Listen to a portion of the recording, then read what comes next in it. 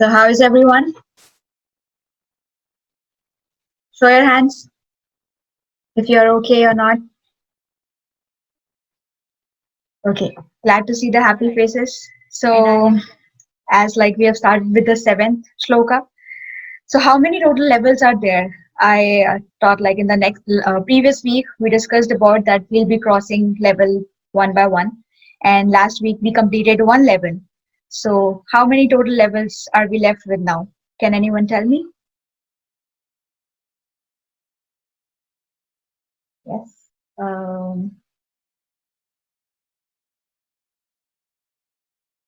Okay. Kush and Kavya.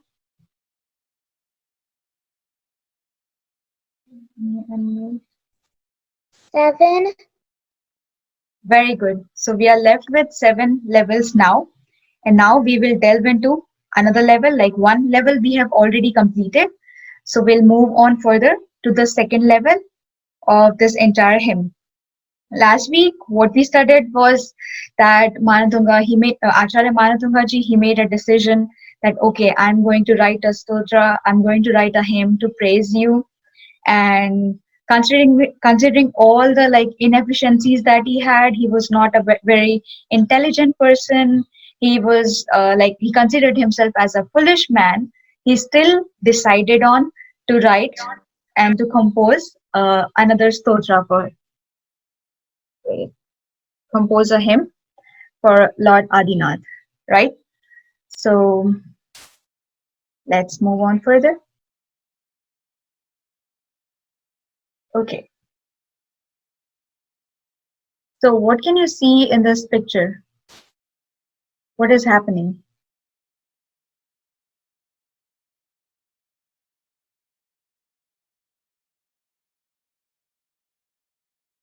Namra? I have a question. Yeah. How did Acharya Manatunga's all salokas work?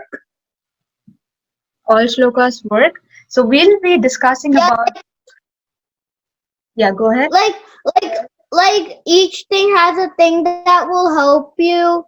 Like Mm-hmm.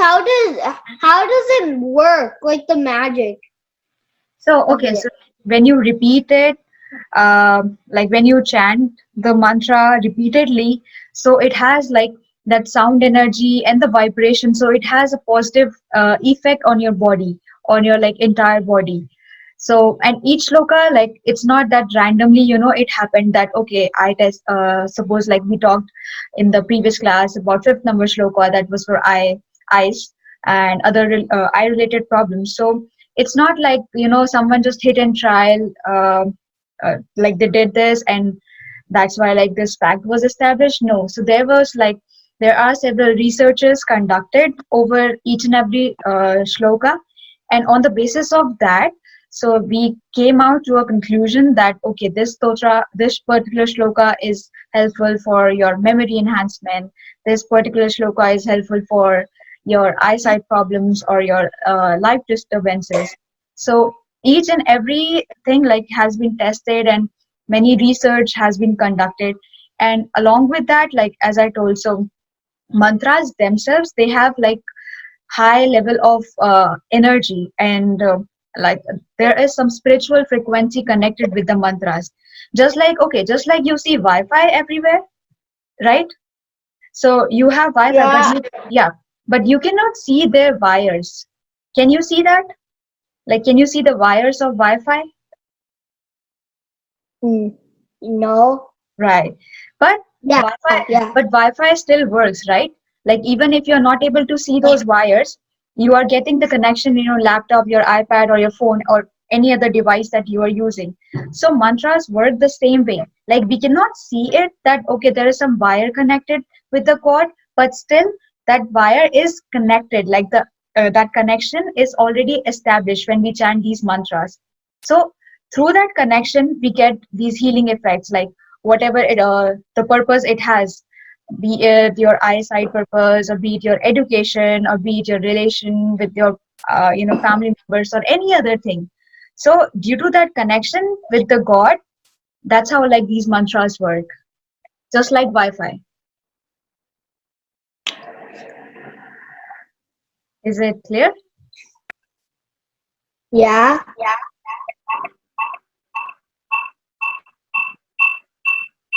Yeah. So anyone wants to share like what can you see in this picture?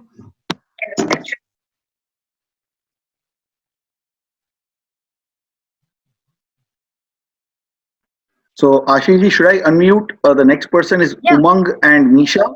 Please. You've been unmuted. Go ahead. I see. It looks like there's a devotee to Lord Adinath, and he's chanting Umang the and seventh Nisha. shloka. Mm-hmm. It looks like he's chanting the seventh shloka, and the sun is rising and taking away all his negative energy and negative thoughts. Excellent. Excellent. Okay. One more. So I want like someone to focus on the background also, like along with the sun and the devotee and the god. So you'll see trees and there is some more things in the background. Anyone wants to share what's happening in the background?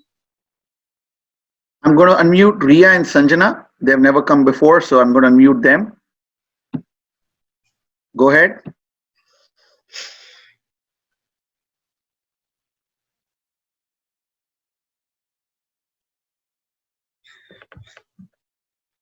Ria and Sanjana.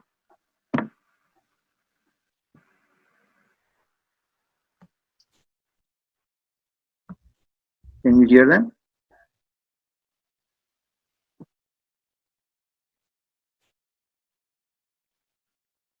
Okay, I'll unmute you, Ria, once again. She just said she was muted. So go ahead. I've unmuted you now. Ria and Sanjana, go ahead. So what we were gonna say is we can see Lord Adinath Bhagwan in the sky on a lotus, and then there's like a yellow light, like shining like over him, and then he's like sitting on a lotus, but like in sky.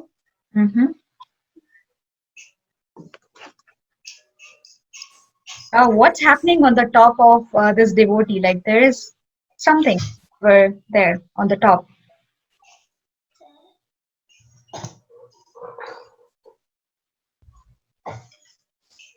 Wait, give us a sec. Anyone else want to give a try? I'm going to unmute Avni and Anay. You want to try, guys? Okay, so in the picture in the background, what is looking like is like somebody is like playing an instrument and looks like he's dancing too. So maybe that's what like in his mind, in the devotee's mind, he's maybe thinking that in devotion to Adinath Bhagwan. Okay, very good. Good attempt. Okay, one last. I'm going to go with Adish.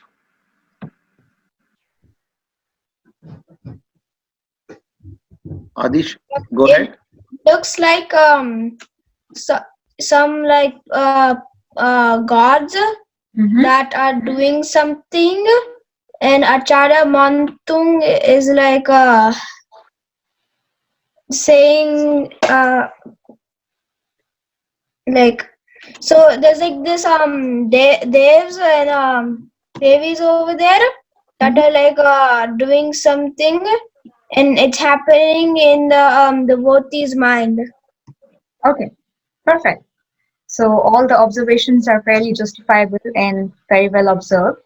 So yeah, like the basic things that we need to observe here is there is sun, and in between like Lord Adinath is sitting, and there is one this devotee over here. He's kind of like he looks like he's meditating, and behind like I mean in the background, so there is some person. He's trying to. We can assume like he's kind of creating disturbances, or through like playing. You can say some instrument or something, and it's kind of like some bad people is there person is there right in the background. So like these are the basic things that we need to observe as of now, and as we'll move further we'll try to like connect and join the dots.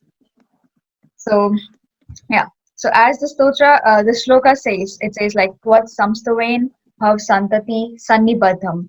So here we are focusing majorly on this papam word over here. The first line is Sanstavain, which is devotion, or you can say like eulogizing Lord Adinatha. So, okay, so in the last six shloka, we started basically that Manadanga considered himself as a child, and he wants to like learn like a child, and he's fully set up. He has made his mind that okay, I'm going to compose a stotra in your devotion. So now it's time like for as we crossed one level, so it's time for us also to upgrade our level, just like we did in the game as well, like in any game that we play. So as you cross one level, your level of difficulty gets upgraded, right? So same here. Now he's okay, his that childhood is gone now. So now we'll be move on to the teenager age. Okay, so just like when you are in your childhood, so parents, they do not put like much pressure over you. Okay, whatever you are doing, so just like do it. But when you grow up, like when you reach to you maybe like 8th grade, 9th grade, then they're like, okay, this is the time to study. If you will study at this time, like this is the time to make your career, and you should like make the best use of your time. So you get admitted like to your next grade, upgraded to your next grade, and it's like then you do not have any option of backing out. Someone told you, or your parents told you, or you yourself told, okay, since like now I have entered a new grade, I am gonna to complete this like with good marks or good percentage or good GPA, whatever it is. So same is happening here. Now he has decided, okay, there is no chance of backing out. I cannot quit in between. So what is he trying to do here is he's trying to eulogizing Lord Adinath, Lord Rishabdeva here. And as Neelamji like told that this stotra is for curing snake poison, that is very well said. But like in today's time, we hardly see like any snake. It's by chance like some snake biters or something like that happens. So basically, that snake here is referred to as our bad deeds from this life as well as the previous life that we have accumulated. When we are born, do we carry anything with us? How are we born? Like, do we have anything? Do we carry our clothes when we are born, or any jewelry or any books, anything? You can just say like yes or no.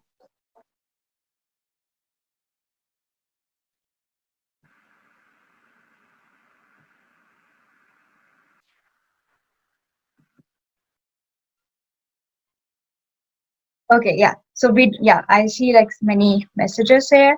So we do not carry anything with us when we are born, and it's the same that goes with when we die. So we are born empty-handed and we die empty-handed. We do not carry anything with us, nor take away anything, right? But there is one thing that goes with us, like that we bring with us when we are born and we take when we die. Can anyone guess what is that thing? So Anyone wants Kashvi to has give it a a try? so Kashvi has her hand up. I'm going to unmute Kashvi. Go ahead. Mr. Karma from our past lives that we bring into our next life. Excellent, excellent. Very good. Yeah. So what we carry is we do not have like anything materialistic, but we do carry our karmas from our past life to this present life. So like children of your age, many of you are around 8 years, 9 years, 10 years. So at that age, like we do not have any tainted passions or emotions, like we do not have much hatred towards anyone. Seeing like all these present situations that just like recently happened, hatred, racism, and all these things. So at this age, like 9, 10, 11, 12, we do not have that much sense of what is right, what is wrong, and we do not have any bad feelings, any strong negative emotions for anyone. But but then also we get affected. How? Because we have carried out like our karmas from the previous life. So what's happening is this, in this shloka is like the shloka specifically focus on the sins that are being accumulated by living beings in all their previous births. It's not the first time that we are born here. We have been born like multiple times. Rebirth has been taken place. So the all the sins that have has been accumulated by us, like by us being a living beings in all our previous births. So what happens here when uh, when Acharya Manatunga ji is trying to like praise him, he says like just with the devotion of Lord Adinath, all these sins are gone away. They just get eliminated. And in the next two lines, Akrant Lokamali Neelam Shesh Marshu Suryanshu Bhinnam Sharvar Mandikaram. So reason being that why this sun is being reflected here is okay. So suppose if there is like every night, there is complete darkness all over except like the moon part. So if we do not have moon, there is darkness everywhere. Or let's just like consider a very lay example. So if you turn off all your lights in the room, so what it requires to get the light, how do we get the light in the room full of darkness?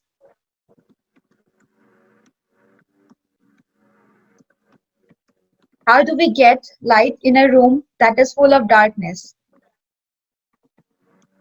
I've got Arham Jain who's raised his hand. So I'm going to unmute Arham Jain. Go ahead, Arham. Yeah. That's my brother's name. But Oh, I'm sorry. yeah. So we turn on the light. Yeah. Okay. Very good. So here's the like answer which is hidden here. And for turning on the light, what do you need? What do you do? How do you turn on the light? You need a light switch. Switch. Exactly. And for that switch, what do you do? You like press it or flick it Click it. or something. Perfect. Yeah. Perfect. So how many minutes or how many hours it take to turn on that light, to press that switch or click over it? Like 1 second. Yeah, hardly 1 second, like fraction of seconds, milliseconds maybe. It just Yeah. click on it and you get light. You get illuminated, right? So that there was like so much darkness in the room, but just by clicking the switch just one time, and that too like in a fraction of seconds, your entire room is illuminated. Your entire room gets lightened up, right? So it's the same like Acharya Manatungaji, he has made comparisons in the last two lines when he says that there is darkness in this world, in our lives, like considering the fact that we have bad karmas, bad sins from our previous life also, and the darkness is being compared with the bee, with the bumblebee that takes nectar from the flowers. So it is like as that darkness is compared to the color of that bee, which is like as black as that bee. But just with the ray, one single ray of sun, that this entire world is illuminated. Right, like the entire earth gets illuminated just by the rays of the sun here. So that's why like this comparison is made, that just like the entire earth is brightened up, is lightened up by the sun, similarly by devotion, by your devotion, by eulogizing you or by venerating you, we can get rid of all our bad sins, all our bad karmas from the previous life. So that is like the main context of this stotra, this particular shloka. And this is the fact, like we are born empty-handed, but as you can see, like your hands, what do you have in your hands? Anyone? What do you have in your hands? What's this texture or? I'm unmuting Arham Jain. You have like lines. Mhm. Anyone can tell me like what are these lines for? I'll unmute Jainesh. Nice. Okay, Jainesh. The future. future. Okay, interesting. Anyone else? I have Chahat and Saina. Destiny. Destiny. Okay, good try. Preksha and Suchir.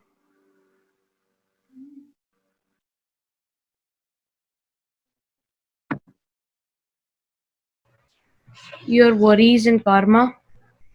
Worries and what? Karma. Oh, good. Yeah, so these lines are basically like, they decide, okay, you have these kind of lines, so you can become this, or you'll have this kind of life. So these are basically like our past, as well as like past, present, and future. This hand has all what we need to live a life: present, past, and future. So whatever the karmas that we accumulated in the previous life, we have here in this hand. Am I audible to you, like everyone? Okay, because will happen. Yeah, yeah. So here I'm not like talking about future telling or something, but what I'm trying to say is like even we are empty-handed, but in these empty hands also, all we carry is karmas, and those karmas are in the form of the lines that we have got here.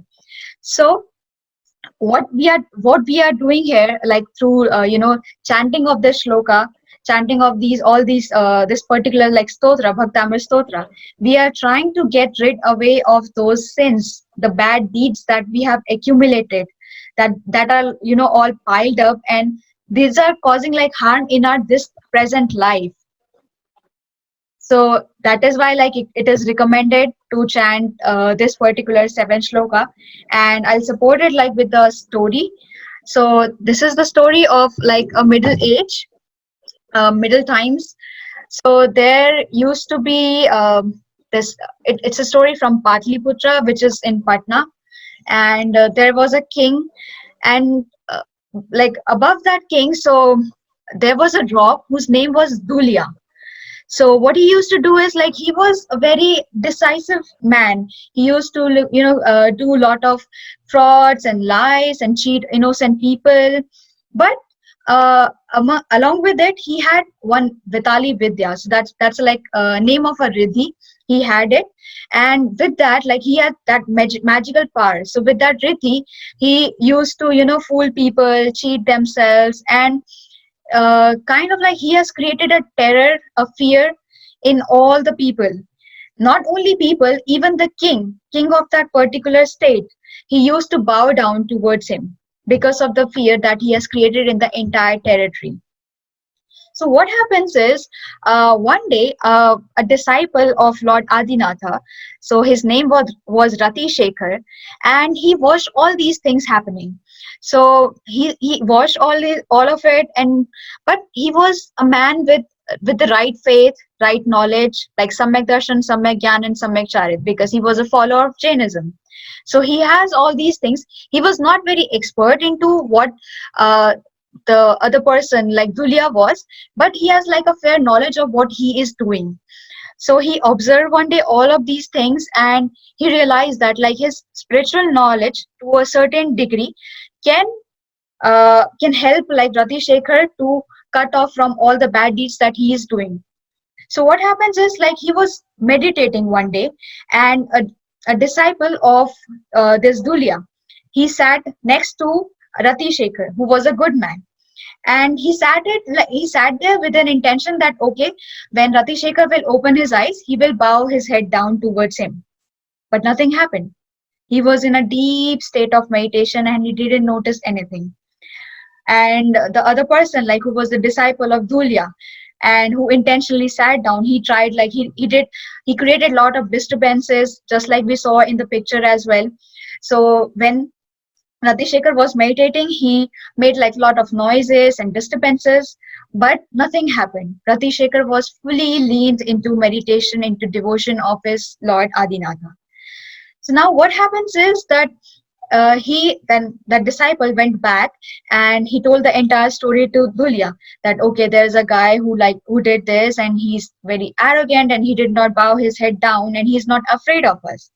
So seeing this thing, what Dulya did is like he tried to call his powers, and there was this Devi whose name was Anugami Devi.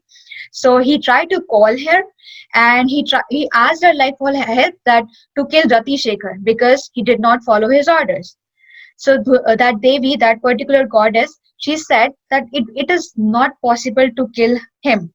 But yes, I can cause like some disturbances in his life. So what she did is she created a very, very giant storm with her powers, with her like magical powers that she had, and she basically when he Rati Shekhar was meditating, so he just she like that storm. So due to it, like his entire surroundings, it was all completely disturbed. So, but what happened is, like Rati Shekhar, he experienced this thing, like he sensed this thing, and he started chanting the seventh number shloka of Bhaktamar Stotra. So, when he opened his eyes, what he saw is that instead of him, the storm passed on to Dhulya's place, and his house and his other palaces, they were all just like flooded away in the storm. And whereas his place was secure and safe. So, and then later, like seeing all these things, to Dulya, he came to Rati Shekhar, he apologized, and he understood his mistake, and then he converted to Jainism. So can anyone tell me like the moral of this story?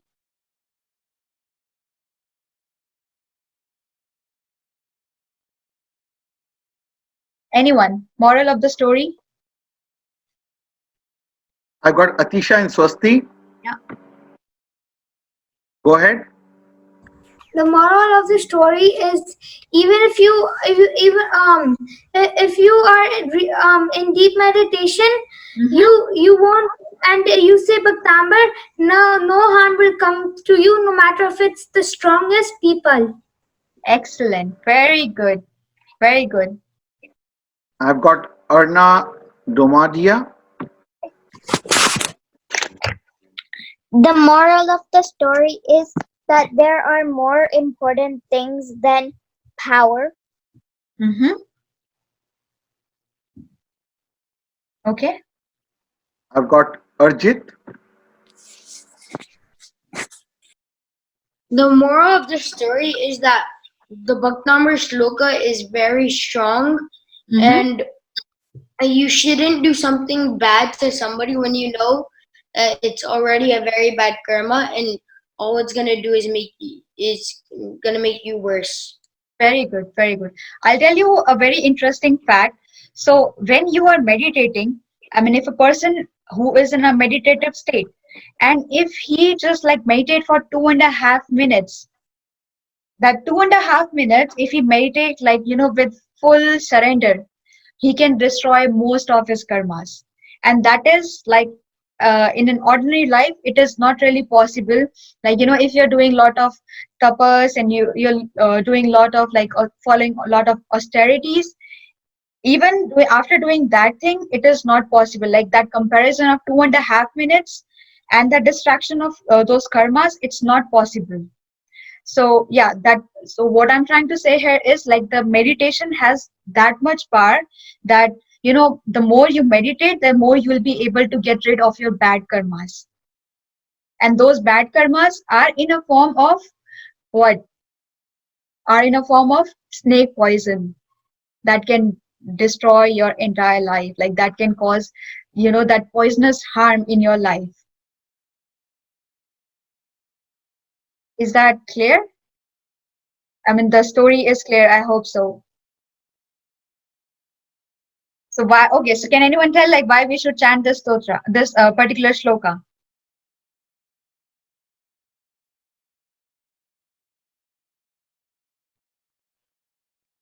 I'm unmuting Mahavir. Prakasha. Mahavir, go ahead.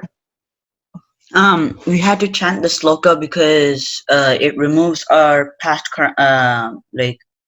it removes our past karmas, and in the form of poison. Very good. And what if like you are just 8 year or 9 year old kid? So do you think like that 8 year, 9 year person like would be having any bad karma? Yeah, Yeah. Why? because from their past life. Exactly. Very good. Very good. Okay, so I'll just like go over the meaning one more time, as I can see some messages over here. So what is Acharya Manatungi ji trying to say here is that just like there is complete darkness in the world, and the darkness is being compared with the bee, the color of the bee, which is like so black, and that darkness, just with the rays of sun, the entire world is brightened up. We get light in the entire earth, on the entire earth, right? So similar to that, we agree, like we have we have committed lot of bad sins, crimes, or bad karmas in our previous life, and we are doing it in this life as well, knowingly or unknowingly. Because most of the times we do not know like if we are hurting anyone intentionally or unintentionally, but somewhere we are doing it, right?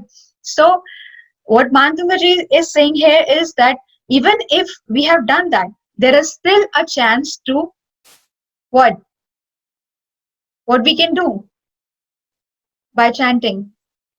There is still a chance to rectify your mistakes. Whatever you did in the past or whatever you are going to do in the future, you can still, make changes to that by the chanting of this particular shloka. So you can get rid of your bad karmas, your negative karmas, and you can lead like a good life without any problems.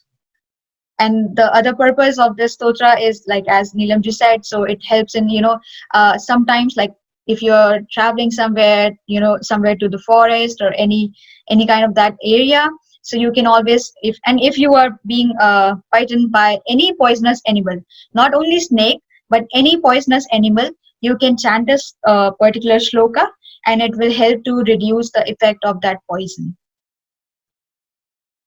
So anyone has any doubts? Any questions about the meaning?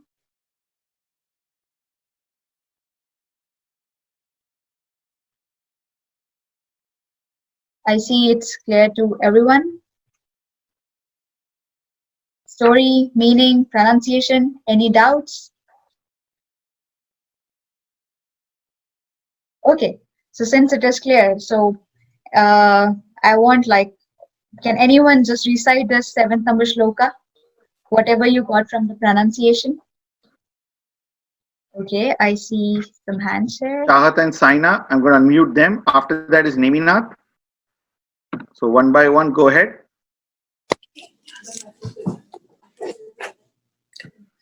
त्वत्संस्तवेन तव सन्तति सन्निपातं पापं च क्षयमपेति शरीरभाजम् आक्रान्तलोकमलिनीलमशमप्यु सूर्याशबिम्बमिव शार्वमन्धकारम्.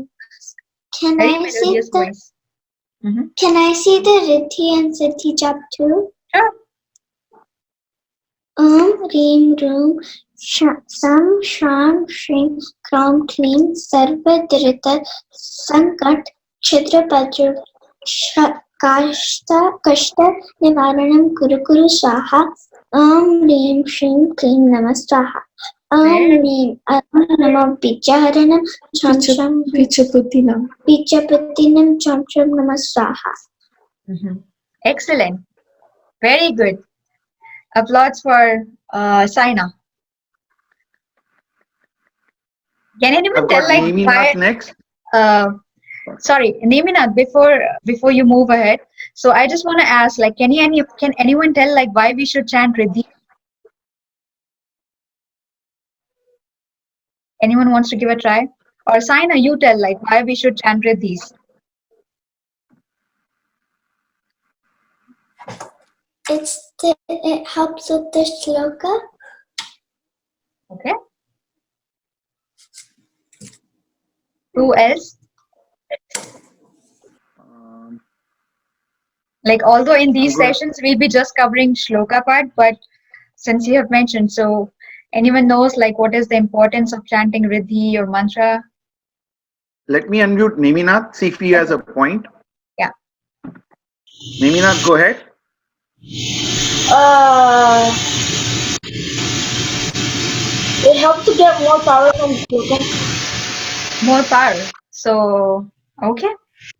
Okay, we'll consider that.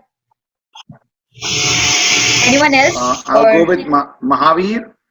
okay. So if you just chant the Bhaktamar Stotra, it will be not as much as powerful as chanting the Riddhi Suddhi and the Bhaktamar Stotra. Oh, so you mean to say like shloka alone is not enough if we want to get some, benefit? Is that correct? I mean, like, if you chant Riddhi and Suddhi, it will be like more powerful. Okay. Okay. All right. So, yeah, that's all. Like, everyone was right in their own terms. So, one specific reason for chanting riddhis is that. So, what are riddhis basically? They are supernatural powers. Just like, we have this movie Kung Fu Panda, or we have Batman. We saw like many powers, these people like they jump from one building to another, just like, very easily, just like they're walking. And they do some like tricks and everything. So how does this all happen? I mean, okay, so in the uh, Hollywood or Bollywood, so directors show it that okay, this is something very big, but in the spiritual life, so these are the form of riddhis, like a person who has in the previous time. So these monks and saints, so they have these riddhis, like these powers. Someone has like they can just see your face and they'll tell you that okay, what's going on. They can read your mind. So these are the extra supernatural powers, and by the chanting of these shlokas repeatedly, and along with that like chanting of the riddhi, so what happens is like whatever the bad karmas that we did, so it basically like nullifies its effect. And along with that, it's not like that okay, we would have like done only bad karmas in the previous life. We would be having, we would have done like some good karmas as well, right? So to increase that effect of good karmas, to bring the effect of those good karmas that we committed in the past life, to bring that effect in this present life, we chant riddhis. So riddhis, they basically they are a combination of, this is like since we talked about the karma topic today, and this particular shloka is all for karmas. So that's why like if you chant riddhis along with the shlokas, so whatever the bad karma that you have done in the previous life, it will reduce its effect, and it will increase the effect of the good karma that you did in that life. So that's why like we should chant riddhis. I'm unmuting Aren't we? Ari next. Ashif, thank you so much. Sorry. Sure. So along with that, like I hope you all are performing the water thing that we discussed in the third shloka. So along with that, like that thing you have to do every day. Try to bring it in your routine. If you are drinking just like water, or suppose you collect the water in a vessel or something. So try now 6 shlokas. So try any of the shloka. You have different choices. So chant any of the shloka that you like most, or that you think like it go with your current situation. Suppose if you are having any eye problem, so chant that shloka while drinking water. Thank you.